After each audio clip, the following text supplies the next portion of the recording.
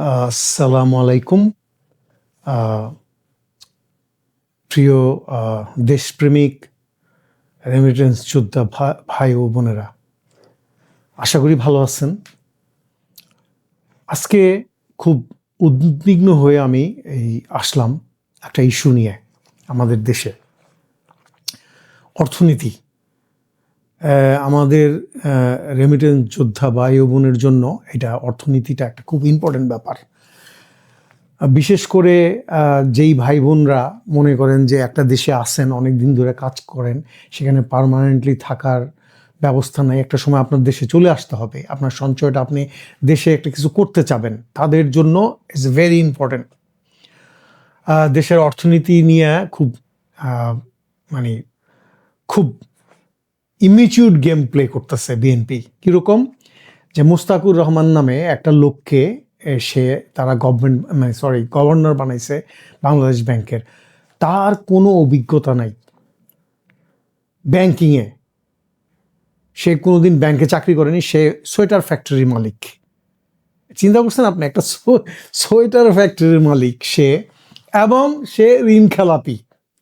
তো কি দাঁড়াইলো ভাই, ও ওই বিএনপির যে 40-50টা এমপি ঋণ খেলাপি, এবং এই যে আব্দুল আউল মিন্টু, ও গভর্নর ঢুকেই 1000 কোটি টাকা দিয়ে দিছে, বুঝছেন?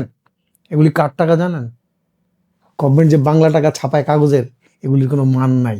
এগুলি ভাই আপনাকে কামলা দেওয়া পরিশ্রমের টাকা। তো এখন কি দাঁড়াইলো, এতদিন তো এমপি নিচে ওই ঋণ খেলাপি, এখন লইল গভর্নমেন্ট পুরা সর্দারি ঋণ খেলাপি। ভাই বিতুকর অবস্থা। শুনেন, এই যে আগের যে গভর্নর ছিল আহসান এইচ মনসুর সাহেব, ইউনূস সাহেবের নিয়োগ প্রাপ্ত, উনি বিশ্বব্যাংকের অ্যাডভাইজার ছিলেন একটা সময়, ভীষণ এক্সপিরিয়েন্স একটা লোক। এবং উনি এই যে ইসলামী ব্যাংকের যে সব টাকাগুলি লোপাট করছে না, এই যে অ্যাসালম, এই 8টা ব্যাংকে এক কইরা, ইভেন এক্সিম ব্যাংকের নজরুল ইসলাম খান তার ব্যাংকটারও এক কইরা, আপনারা গ্রাহকরা যাতে কিছু পয়সা পান এই ব্যবস্থাটা করছে। এবং দেখেন, এই যে হাসিনার 103 বিলিয়ন যে ঋণ কইরা গেছে, এইটার তো সাইড এফেক্ট খুঁজলি শুরু হয়ে গেছে। যে আইসা গদিটায় বসবো তারই কিন্তু এটা কামড়ায় ধরবো, কারণ এই যে যারা ঋণ দিছে এবং কিন্তু কিস্তি চালু হয়ে গেছে, এবং কিস্তির টাকা কিন্তু এই ঋণ দিয়া যেসব বানাইছে না ওরা, এই যে সেতু মেতু, এগুলির কোনো ইনকাম নাই ভাই। সেই অনুযায়ী আপনি এই ফরেন কারেন্সি দিয়ে কিস্তি দিব, চিন্তা করছেন? এবং আপনি যখন ব্যাংকে যাইবেন না একটা সময়, আপনার টাকার লেগা কবো যে ভাই 10 লাখ রাখছেন, 1 লাখের বেশি দিতে পারবো না। কারণ এই যে হাসিনাও কিন্তু, এই যে আমাদের এক সময় 70 বিলিয়নের মতো রিজার্ভ ছিল, এটা এই কিস্তি দিয়েই এই হাসিনা এটার নামায়া 14 বিলিয়নে আনছিল অলমোস্ট। আমি তো বলি যে ইউনূস সাহেব যদি আর কিছুদিন অপেক্ষা করে ক্ষমতাটা নিত না, সেটাই ভালো হইতো, যে হাসিনা ব্যাংক্রাফট হইছে শ্রীলঙ্কার মতো। তো আমার যে কথাটা এখন, মানে এই লোকটা এত পরিশ্রম করলো, 14 বিলিয়ন রিজার্ভ রাখা, হাসিনা তো দুপুরের ভাত না খায়া পলায় গেল, এটারে সে 30 বিলিয়নের উপরে টাইনা আনছে। সেই লোকটারে মপ কইরা, অপমান কইরা আপনার বাইর করে দিল। ভাই আপকা পয়সা খতরে মে হ্যায়। এই যে আপনারা যারা মিডল ইস্টে আছেন, রেমিটেন্স যোদ্ধা পাঠাইবেন, ঠিক আছে ভাই, আপনি আমার কথাটা আপনি দেখেন, আমি যে ডাটাগুলি দিলাম, এখন যে অবস্থা, তারেক জিয়া 1 নাইটে কি ইনকাম বাইর করবো, কোথার থেকে বাইর করবো বলেন? এবং সে ইঞ্জিনিয়ারিং কইরা যে ইলেকশনে বসছে, আম জনতা মিডল ইস্টের 95% মানুষ কিন্তু ভীষণভাবে অখুশি, তার উপর তার নির্ভরতা নাই।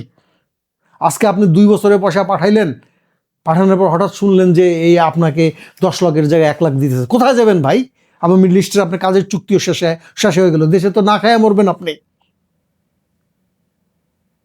আমার কথাগুলি একটু চিন্তা করে দেখেন, আমার কথা শুনতে হইব ভাই, এমন কোনো কথা নাই। এখন এই যে দেশেও একটা গন্ডগোল লাগবে প্রচুর। কিরকম দেখেন, এই যে তারেক সাহেব কইছে না, আই হ্যাভ এ প্ল্যান, মানে প্রথম বলছে যে আমি ইচ্ছা করলে দেশে আসতে পারি না, আমার বুঝতে হবে মানুষের সাথে। আই হ্যাভ এ প্ল্যান যখন কইল, তার প্ল্যানটা আমি প্রথম এত ডিপলি চিন্তা করি নেই। হয়তো জনপ্রিয়তা পাওয়ার জন্য একটা বলছে না, তার প্ল্যানটা কি জানেন? সে ইন্ডিয়ার সাথে বৈশা তার বিএনপির মধ্যে রয়ের যে লোকজন আছে তারা মধ্যস্থতা করছে যে এখন ভাই ঝগড়া করিস না। তো ইন্ডিয়া কইছে যে তুই বস, তোরে আর কিছু কমু না, তোর নিরাপত্তার অভাব হবে না, তুই শুধু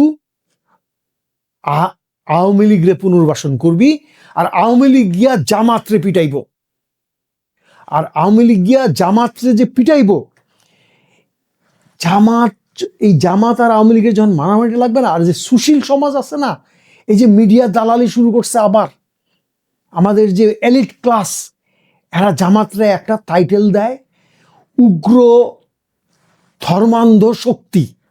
কামান, শফিকুর রহমান নিজে একজন ডাক্তার, তার ওয়াইফ ডাক্তার, তার মেয়েরা ডাক্তার, এভরিবডি ইজ ওয়ার্কিং। আমাদের এই পোলাপান, এই যে এনসিপির পোলাপান এক একজন কত শিক্ষিত, এদেরকে কি কয়? উগ্র ধর্মান্ধ শক্তি।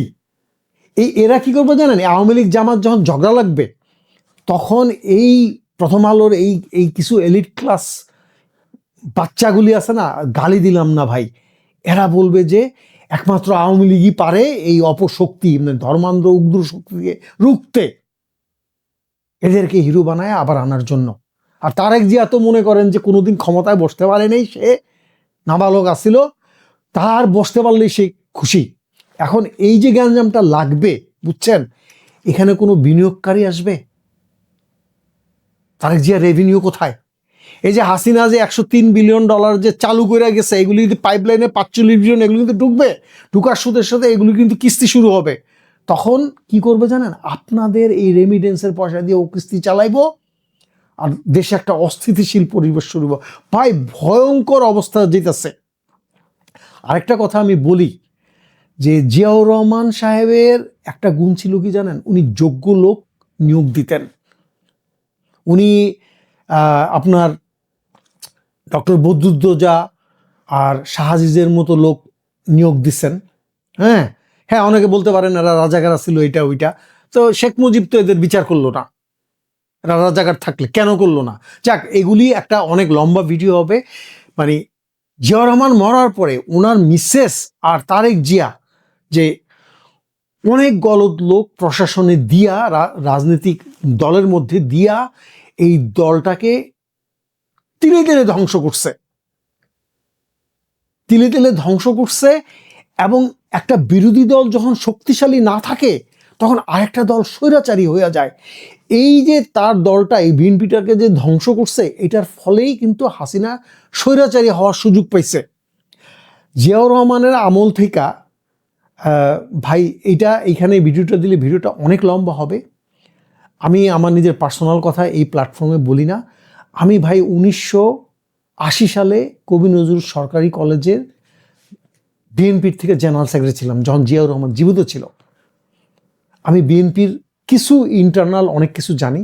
যাই হোক, সেই সময় ছাত্র রাজনীতি একটু গন্ডগোল হওয়াতে, পারিবারিকভাবে প্রেশারে আমি কবি নজরুল গভর্নমেন্ট ছেড়ে আমি নরডাম কলেজ থেকে ইন্টারমিডিয়েট পাশ করি।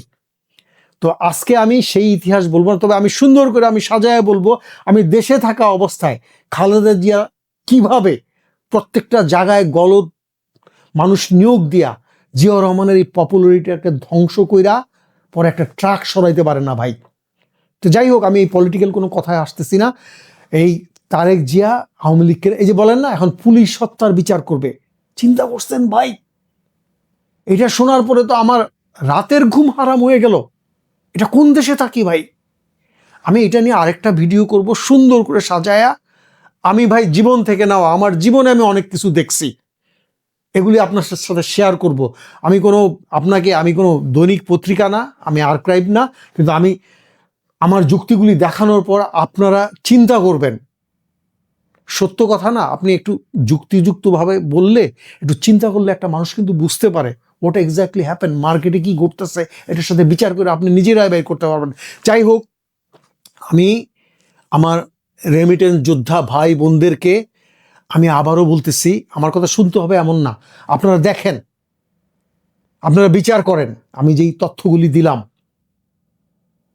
আর আরেকটা কথা কি জানেন? আপনার 3 থেকে 4টা মাস যদি ভাই রেমিটেন্স বন্ধ করতে পারেন, তারেক জিয়াকে কোনো শক্তি, ইন্ডিয়াও কিন্তু তারেক জিয়ার ক্ষমতা আটকাইতে পারবে না। কারণ কি, টাকার বিকল্প ভাই কিছু হয় না। অর্থ একটা এমন নীতি, এটা এটা তার আপন গতিতে চলে, এটা গায়ের জোরে চলে না, বুঝছেন? আপনার অর্থনীতি গড়তে হলে প্রজাদেরকে লালন করতে হয়। নিম্নবিত্ত, মধ্যবিত্ত, মধ্যবিত্ত এই নাগরিকদের লালন করতে হয়। এদের পরিবার থেকে মেধা বের হয়ে আসে। ব্লু ব্লাড ওই এলিট ফ্যামিলির থেকে মেধা বাইরে আসে না, ওদের ওইখান থেকে আসে চোর। এই 53 বছর এরা চুরি করছে, এরা ধনী হয়েছে, আমাদের দেশ ঘাটে আছে। দেখেন এখনো $20 বিলিয়ন আমাদের এই রেমিটেন্স যোদ্ধা ভাইরাই পে অফ করে। যাক ভাই, ভালো থাকেন, সুস্থ থাকেন। আসসালামু আলাইকুম।